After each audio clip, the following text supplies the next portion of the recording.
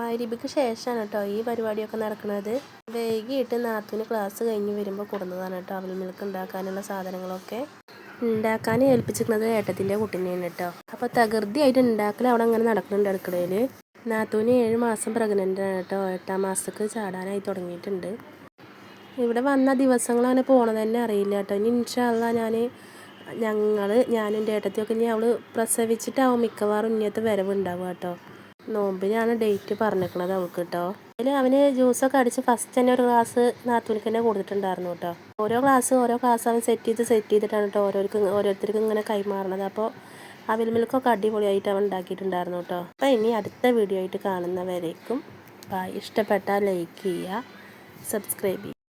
അവിൽ മിൽക്കൊക്കെ കുടിച്ച് കഴിഞ്ഞിട്ട് വൈകുന്നേരം ഞങ്ങളെ മന്തി കൊണ്ടിട്ടുണ്ടായിരുന്നു കേട്ടോ. മന്തി ഓർഡർ ചെയ്തിട്ട് വരുത്തിച്ചതാണ് കേട്ടോ.